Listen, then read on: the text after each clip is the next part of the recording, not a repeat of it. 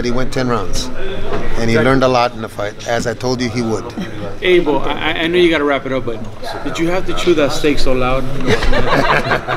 You know, I just did another one for ESPN Spanish, I think. But, you know, it's just, again, when you're in a public eye and you do something wrong, you have to be ready to take criticism, man. You have to be ready to, and it's nothing personal, it's just, it's criticism because we all do it.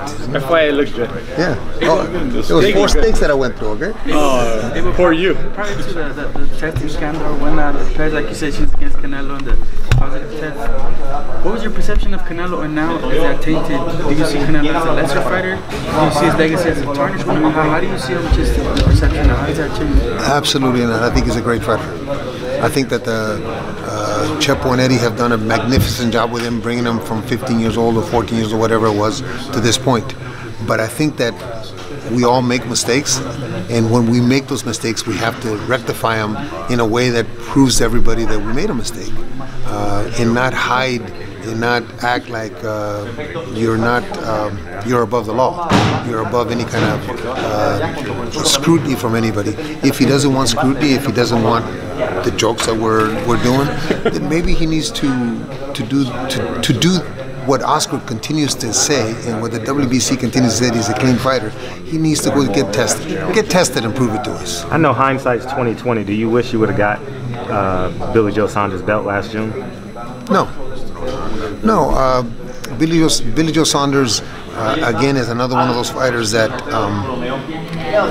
they think that they're waiting for a paycheck. You know, they're waiting for a huge paycheck, and it's difficult to negotiate with somebody like that because it drags out Golovkin's career. I don't want him to go back to fighting once a year. I want him to fight 3 or 4 times a year, and if this is what it's going to take, then I'd rather have that. So you don't think Billy's serious about fighting you guys? It's just the lottery, like you said, lottery money. It's a lottery money, man. It's really. I think that it's not only Billy, but it's Charlo too, waiting for that.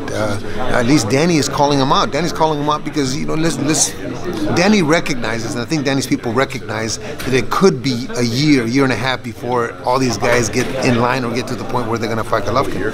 So if the Canelo fight happens in September and the Murata fight happens in December, then we're talking about next year for some of those guys. Why not fight each other? Why sit at home waiting to do something for that fight? Abel, were you expecting the fight to finish in 2 rounds? No.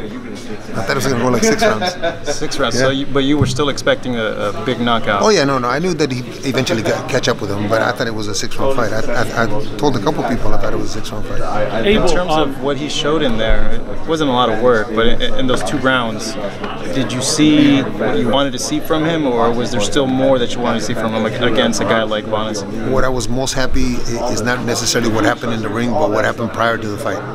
Just the fact that the fans came out, just the fact that the reception that he got, just the fact that he was able to showcase his skills again. People expected this. They didn't expect it maybe in the 2nd round, but people that came here expected a knockout. Abel, let's talk about those colorful belts. What colorful belt? The Crayola belt that WBC brought. You know what? What do you feel? I wonder how you feel about it.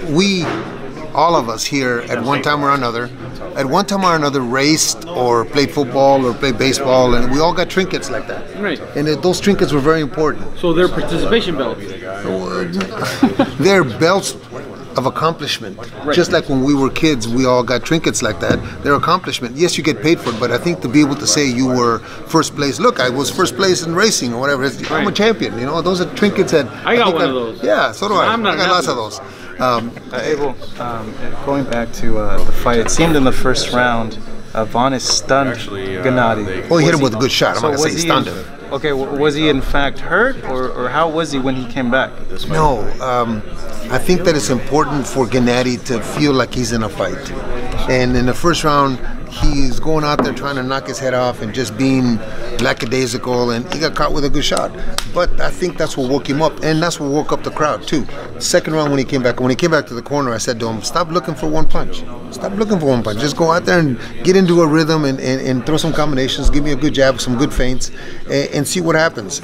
But the crowd expected that, and he wanted to give that to the crowd. Were you surprised that Vanes lived up to his word and actually fought Gennady up front and didn't move away? No, I wasn't surprised. I have an Armenian cruiserweight champion, Arsen Goulamirian, WBA champion, who has that kind of blood too. They're very ferocious. They're warriors, and when they say something, they go do it. He came to fight, and I knew he was going to come to fight. Are you tired tonight? You worked 3 fights tonight, Abel. I was exhausted. Huh? The knockdown, I don't even remember. I didn't even see it. I was looking down. I was doing getting my stuff ready to go for the next round. But I saw the punches at the end, but I really didn't really pay attention. What's the beef with you and Roy Jones? There's no beef. There's no beef. Let me tell you. He absolutely went off on you. Okay, let me tell you what it is. I didn't know why. If you don't want to hear what I say or what I have to say, one, not only don't listen. If you don't want to hear what I have to say, don't criticize me and expect me not to answer back. When he's criticizing my fighter for the fight that he's having against the kind of opposition that we're having, to tell me that he moved up to 175 pounds and won the title at 175 pounds, that's not true. He won the title against a 40-year-old man that retired after that fight. There was a 154-pound champion named Mike McCallum. Fight him at 40 years old and beat him, and that's how he became a 175-pound champion. So don't talk about my fighter and then expect me to just shut up. Okay? He fought a 40-year-old man that retired right after that fight. In his defense, and I think he told us that he did it as a favor to him because... Well, you know what? Then don't talk about my fighter. Then I won't talk about you. Simple. Do you think 6 months was too short or just right? I think that the Nevada Commission did what they thought was correct. The only thing that I disagree with, and it's in their rules, is not that they didn't want to do that, is that they lose jurisdiction over him from the moment he got suspended to the moment he's reinstated. Meaning that there's no obligation on Canelo's part to the commission to be tested at all in that period of time, which is kind of ignorant.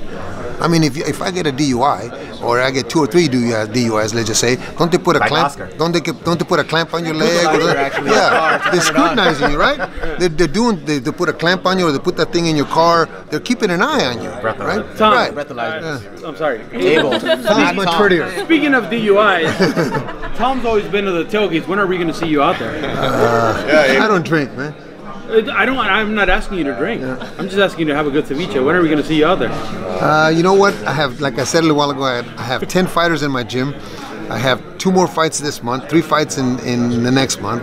And then we have Murat, a big fight in July. So it's real difficult for me to get down from Big Bear. We're only going to bug you for the Golovkin fight. Can we get you out there? Next one. Abel, any comment on Cuadraza when we may expect his return, if any? You know what? Carlos has got some personal issues to deal with, some demons that a lot of us in different stages of our life get to deal with, and I think he's got to get those cleared up before he even thinks about it. I think his life is more important outside the ring with his family than anything inside the ring. Back to boxing, actually, Canelo being the WBC guy, he's going for the WBC belt versus Golovkin. There's a rule that they need to test, but for some strange reason they don't test him. Why not? That's what I keep asking. If you are rated in the top 15 in the WBC, or the champ, you should be subjected to some kind of testing, and that's my question. I keep asking that, but nobody seems to want to answer. Abel, so September is the target date, regardless if it's Canelo or not. Yes, correct? Yes. Okay, now, how does Derevyanchenko play into that? Because of that situation. Tom tried to answer that a little while ago by saying that there are some issues with their bylaws that have to be not only cleared up, and I think the attorneys are talking about that. Once the attorneys get that completely taken care of, then a decision can be made which way he's going to go, whether it's going to be Derevyanchenko or Charlo or Jacobs. But until they get that situation cleared up, there's nothing really that we can say because it's a legal matter. Was the priority the prize, the fight, the money, or is the priority the belt at this point? The priority is keeping Golovkin busy. So it doesn't matter if he has belts or not? Look, we know now that he's never going to be a unified champion. Why? Wow. Saunders is never going to fight him. Saunders is never going to fight him because Saunders, like I said a little while ago, is looking for lottery money. He's waiting for that opportunity, and Saunders doesn't want to fight him. What's lottery money, though? Well, he asked for $7 million to fight Jacobs. Isn't that what he asked for? $7 million to fight Jacobs. It was millions. Yes. A lot of money. So imagine Golovkin. It's going to be Anthony Joshua money. So we're kind of, in my opinion, we're kind of certain that we're not going to get that 4th belt. So really, the belts are not as important as Gennady's, what's in Gennady's best interest. Is he bummed out about that? I know that was a big goal for him. He's not bummed out. What he's bummed out about, what he would have been bummed out is not being able to fight on the 5th today. You're obviously not the promoter, but if you were to line up Golovkin's next 4 fights, given Canelo and the mandatories, who would you like to see him fight next in order? It would be Murata, Jacobs, Charlo, Derevyanchenko. Not even Canelo on that list. If you use After Canelo? Okay. How confident are you that this Canelo fight is going to happen, given that it's the biggest fight that can happen? There's a lot of bad blood now. Canelo wants it, Gennady wants it, but now it's just kind of fine-tuning everything. But are you confident that it, in fact, does happen in September? I sure hope so. I hope so for the fans, and I hope so for our sport, because it's the next fight that needs to happen for our sport. The Wilder Joshua fight is in the future. This is the fight that's imminent. This is the fight that should happen, because our sport needs it. I'm confident that they're going to sit down and talk, that they come to terms. He was training for Canelo in this camp. He looked very good in there, regardless of what opponent he was in there with, because the motivation coming into this date was Canelo. What he showed in there tonight. I don't think so. No, you don't think so? No. No. I train my fighters to be. I train all my fighters. I don't train for an opponent. I train my fighters to be the best they can be. And if I can train them the best they can be, doesn't matter who they put in front of us. If I start saying I'm going to train for that guy because he's got a great right hand, I'm going to adapt my fighter and change my fighter, I can't do that in 8 weeks. If I train them to be the best they can be, and they are 100%. If we can't beat you with 100%, we can't beat you. I've never been one of those coaches that is looking at a guy and says he's got a great left hook, we're going to stay away from his left hook, we're going to stay away from... No, my guy's going to do what we do, and if we can't beat you, then we got more work to do. But the ante wasn't upped at all? Like, for him, desire-wise, like, knowing in his eyes that he felt he won the fight and coming and working even harder because of that? No. He works hard all the time. He works hard all the time, and the fact that Vanes is in the ring, look, all these plans could be derailed if he's not focused. Forget about Canelo. If he's not focused on Vanes, all these plans could go out the window. In my greatest guesstimation, just based off common sense, I'm a very pragmatic person. Alright guys, I think this is about to end. I think if in about a minute or 43 minutes, let's just wrap it up. Just if you put 1 + 1 + 2, how concerned are you? I'm not concerned. If the people that we elect, if the people that are in charge of the sport, that are in charge of protecting the health and welfare of these fighters, decide that is true, who am I to say that they're wrong? We have to trust those people that we elect, and if they say this is what is now, the obvious would be, as I said a little while ago, why isn't he not getting tested to prove to all of us? Okay, but if the commission said that this is what happened and this is what the punishment is, who am I to say it's different? If you piss your wife off, Guru still got it. you have to fix it. You have to rectify it immediately, right? Or Correct. anything. You would think. You would think. Or you're gonna be sleeping on a couch. It seems like Canelo thinks he runs boxing. Well, he walks around with that machismo. Yeah, I said that. Fuck boxing, I'm in charge. I said that before at the press conference. That I think that he is in the mindset that boxing revolves around him, and it doesn't. It doesn't, because there's a lot of great contenders that want that opportunity to be there, and they're clean, or they're trying to prove that they're clean to get to that point. If he is clean, prove to those. Don't disrespect those guys that are trying to climb the ladder. You're not only disrespecting the public, you're disrespecting the guys that are making an effort to get to the point where you're at. Now, you have obviously been very vocal about this entire situation, but have you heard Paulie Malignaggi and what he's said so far? Obviously, he's been from back in the days claiming Pacquiao's been on things before, saying that he knew Canelo was on him forever, that the sport of boxing, like about 80% of them, they're all dirty, and he's just been very vocal himself about it. You didn't hear him, so I can't really get your opinion on what he said, but just knowing some of the words that he's saying and being probably as vocal as you are, just what are your thoughts on that? Well, I think that everybody that's involved in this needs to go visit Colón in Puerto Rico, needs to go visit the young man that got hurt in my Mike Perez fight, Magomed, and see results of injuries to fighters. And then they recognize that we need to make sure that we protect these fighters as much as we can, and make it a level playing field, and prove to the guys coming up that the guys at the top are clean, that the guys at the top are doing things exactly like they're doing, because it's the fair way. It's the fair way, and it's the way to make sure that we have less injuries, less domination by one particular guy because of that. As Lance Armstrong won the thing how many times? 10, 8. Okay, it was unfair to the guys below him. Okay, it was unfair to the guys that were doing it cleanly.